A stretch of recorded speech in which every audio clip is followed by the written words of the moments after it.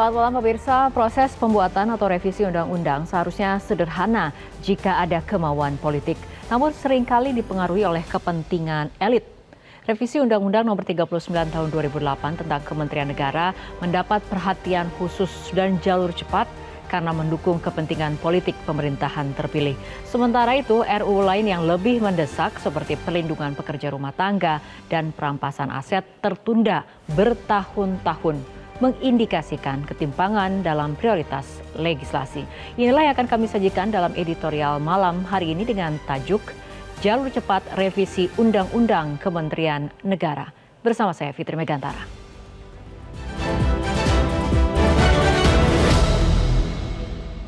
Jalur Cepat Revisi Undang-Undang Kementerian Negara.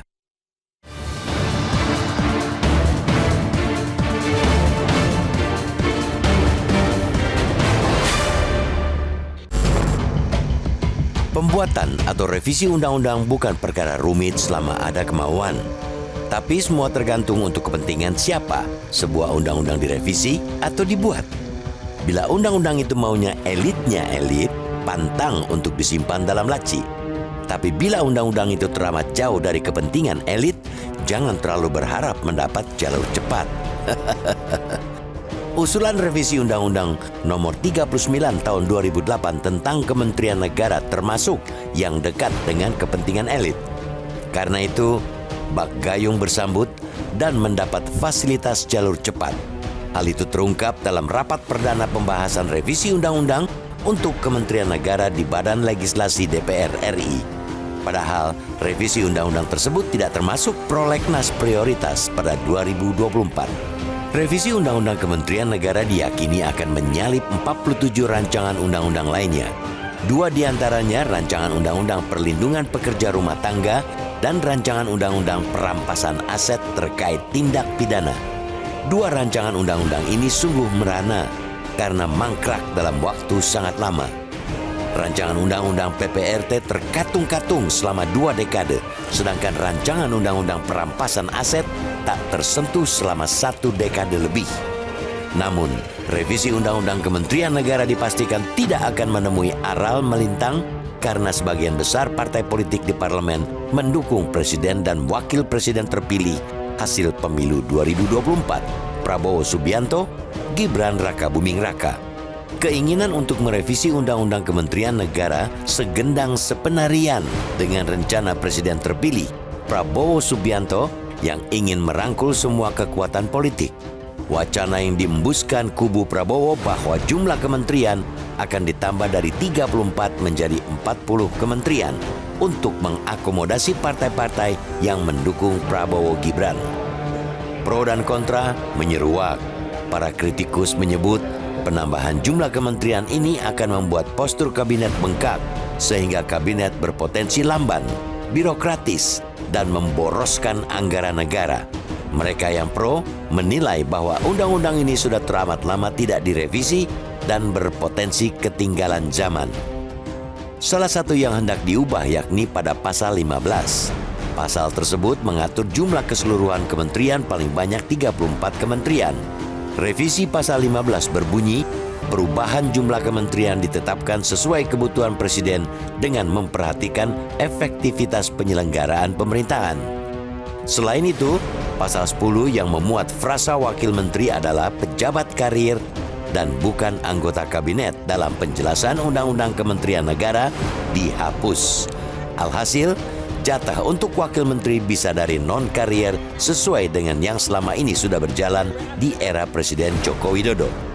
Meskipun revisi Undang-Undang Kementerian Negara ini tak masuk dalam program prolegnas prioritas, revisi ini mempertimbangkan adanya putusan Mahkamah Konstitusi atau MK nomor 79 garis miring PUU Des 9 Romawi garis miring 2011. Sejatinya pembuatan undang-undang berlandaskan prinsip akuntabilitas, transparansi, dan partisipasi. Ada naskah akademik dan diskusi publik yang meluas, sehingga publik memahami landasan filosofis, sosiologis, dan yuridis di balik perumusan undang-undang. Bukan prinsip kerja tayang, sehingga membuat kualitas legislasi kedodoran. Kita juga mendorong agar DPR tidak lagi menyediakan jalur cepat dan jalur lambat dalam proses legislasi. memperlakukan revisi atau pengesahan undang-undang berdasarkan kepentingan luas publik yang sangat mendesak, bukan sekadar kepentingan para elit. Apalagi elitnya elit.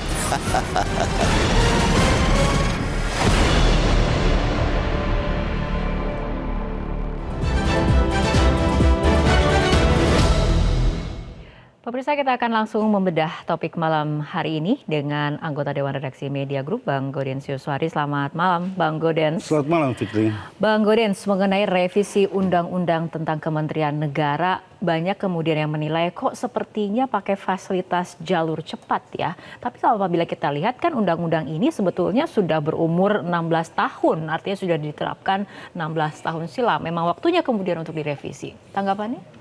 Ya, bukan soal usia undang-undang ya, masih banyak sekali undang-undang yang usia lebih lama dari ini, belum direvisi juga, dan banyak juga undang-undang baru yang direvisi.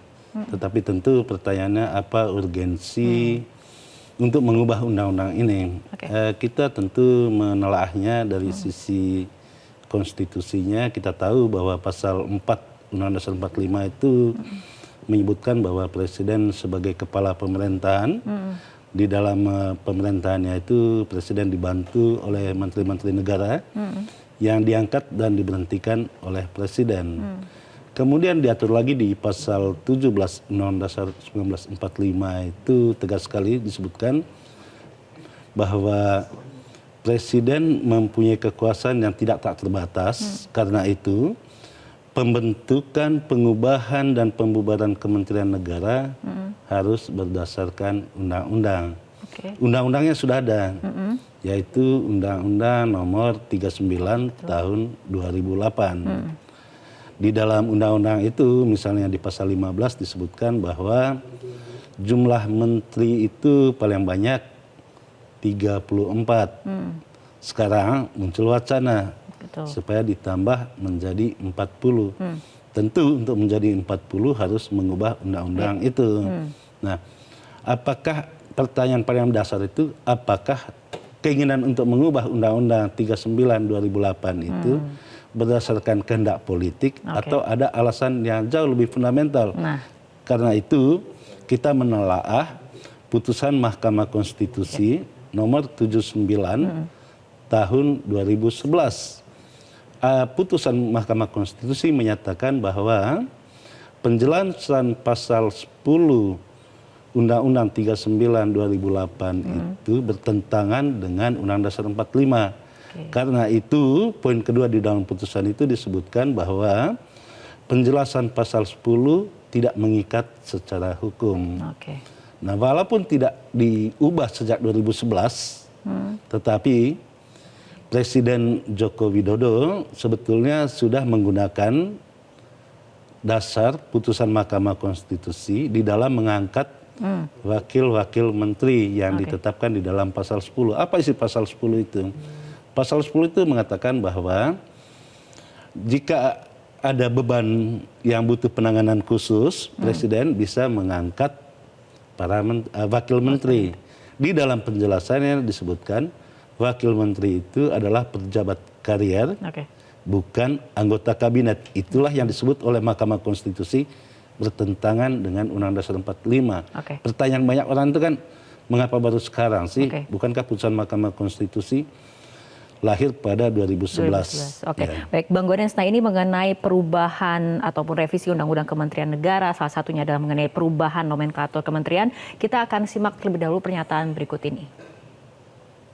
Sebenarnya begini, kalau ada revisi Undang-Undang Kementerian bukan untuk mengakomodasi jumlah menteri dalam jumlah tertentu, tetapi kemudian mungkin untuk mengakomodasi kepentingan, kebutuhan nomenklatur dan juga bagaimana mengoptimalkan, memaksimalkan kerja-kerja kabinet di masa depan. Cuma pada saat ini hal tersebut belum pernah dibahas di tempatnya Pak Prabowo. Nah, sehingga saya tidak bisa komentar lebih jauh demikian. Ya, ketika ada wacana revisi, tentu yang menjadi pertanyaan banyak orang urgensinya, tujuannya seperti apa. Menurut Bang Gaudens seperti apa? Apakah ini memang tujuan untuk kepentingan bangsa, bernegara, atau akomodasi untuk kepentingan tertentu? Ya, secara akademis sih bisa ada banyak pertimbangan ya. Pertimbangan pertama tentu efektivitas. Apakah semakin banyak jumlah kementerian semakin efektif atau tidak pemerintahan itu.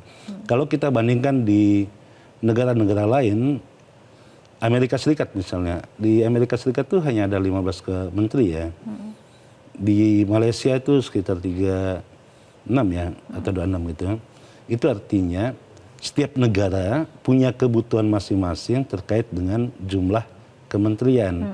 Nah, pertanyaan paling mendasar kemudian, mengapa di dalam pasal 15 Undang-Undang 39 2008 dibatasi jumlah kementerian itu hanya 34. Ini kan pertanyaan mendasarnya.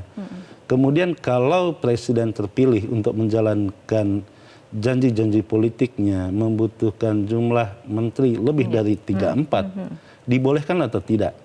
Tentu kembali lagi kepada landasan filosofisnya, untuk mengubah kementerian, menambah jumlah, ya ubah dulu undang-undangnya. Gitu. Oke, baik. Nah, kita akan lanjutkan kembali perbincangan mengenai hal ini, Bang Gaudens, tapi kita ikuti jeda berikut terlebih dahulu.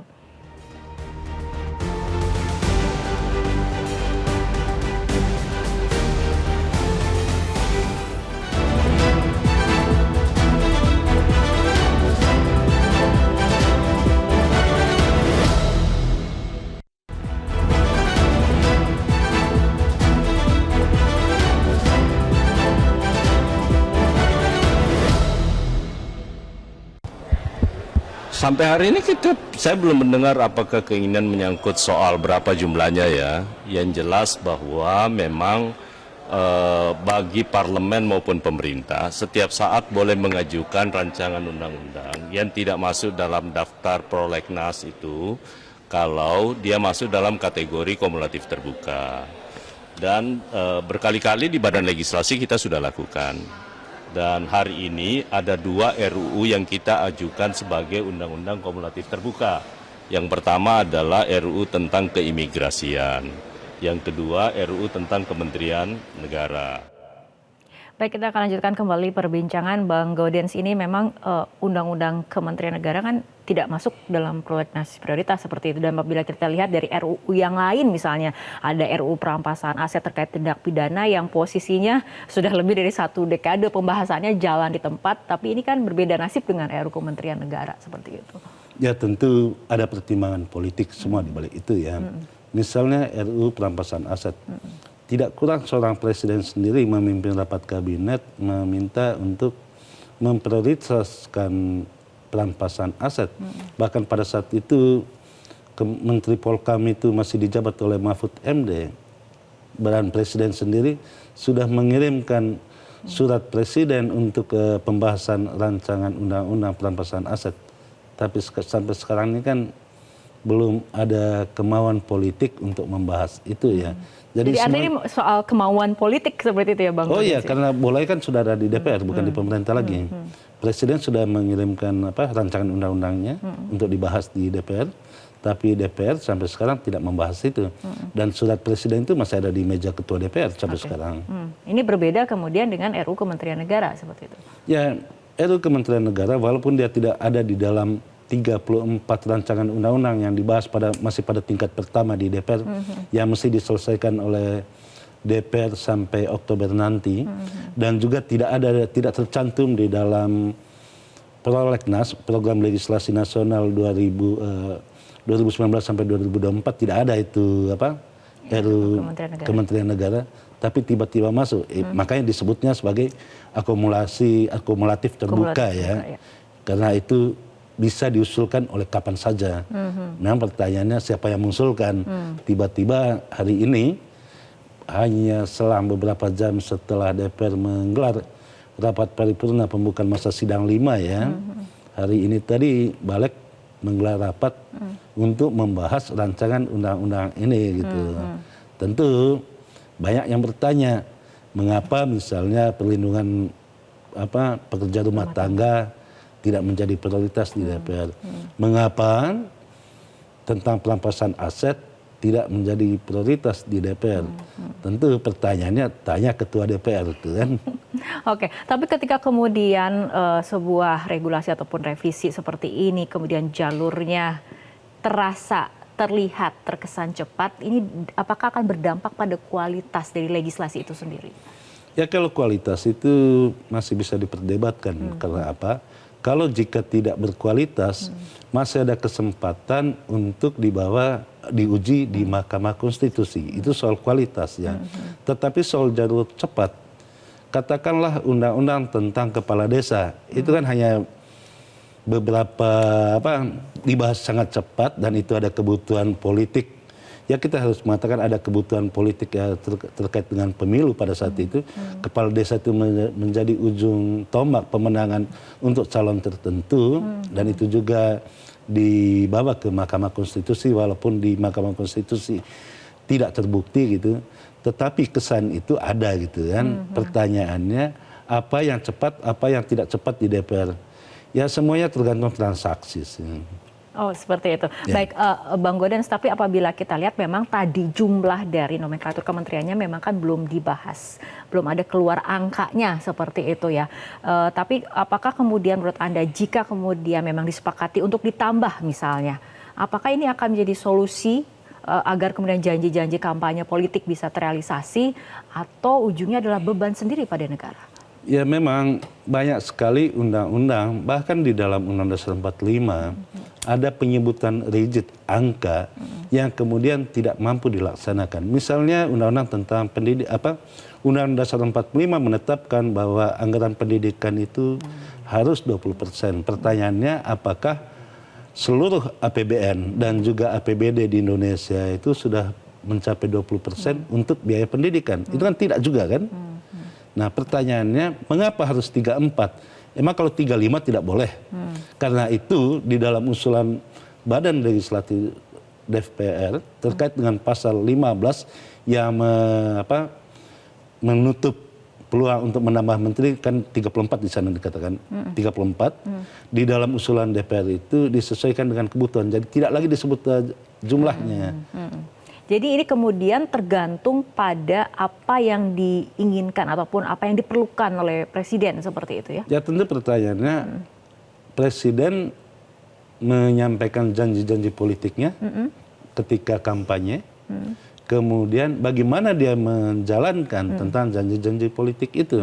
Oke, baik. Tentu di sana membutuhkan kementerian-kementerian tertentu. Gitu. Oke, baik. Bang Gaudens, apa sebetulnya reaksi ataupun respon dari netizen, terutama mengenai revisi Undang-Undang Kementerian Negara ini? Kita akan menyimaknya, tapi kita ikuti jeda berikut terlebih dahulu.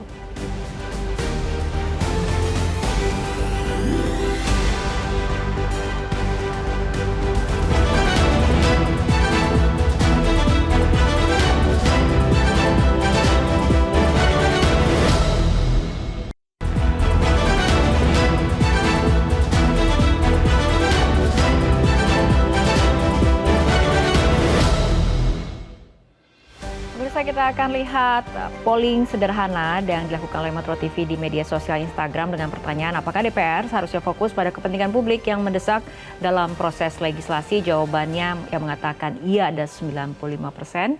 Kita juga masih punya jejak pendapat sederhana yang dilakukan di media sosial X dengan pertanyaan yang sama. Jawabannya hampir mirip dengan media sosial Instagram, 86% mengatakan iya, DPR seharusnya fokus pada kepentingan publik yang mendesak dalam proses legislasi. Apakah RUU Kementerian Negara termasuk mendesak dan ini ada kaitannya dengan kepentingan publik apabila tadi dikatakan ini adalah untuk memenuhi janji-janji kampanye politik, Bang Gaudens? Ya, kalau terkait polling tadi ya, saya teringat dengan putusan Mahkamah Konstitusi yang terkait dengan Undang-Undang Cipta Kerja ya.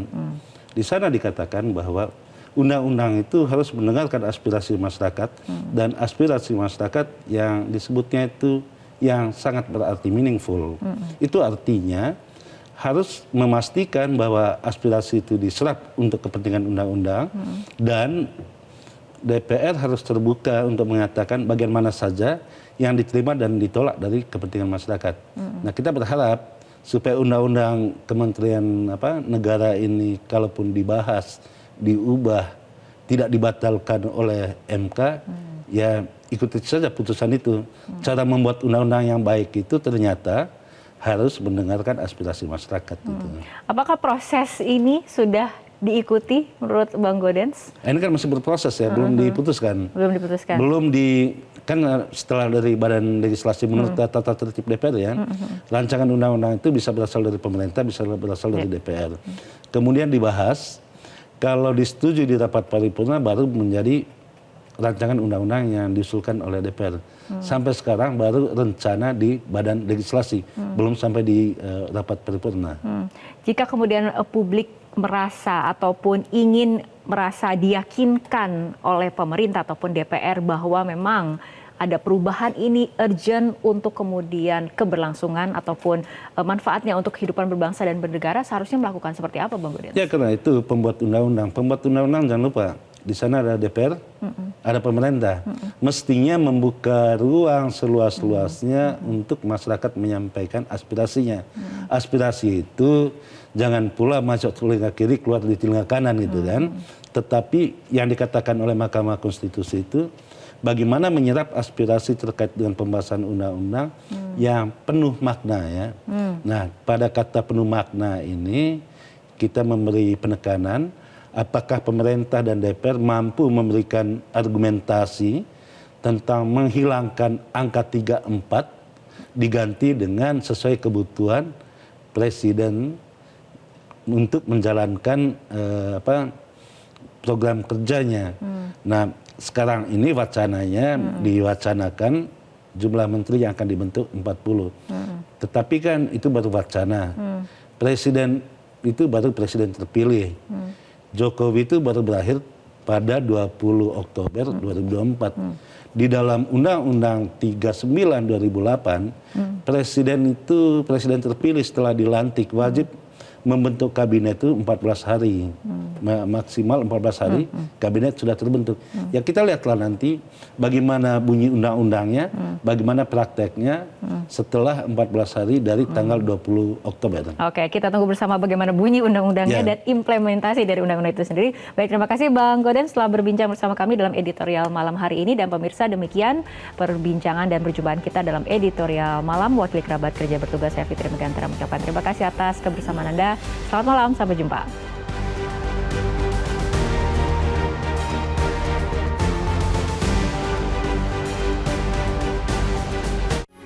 Metro TV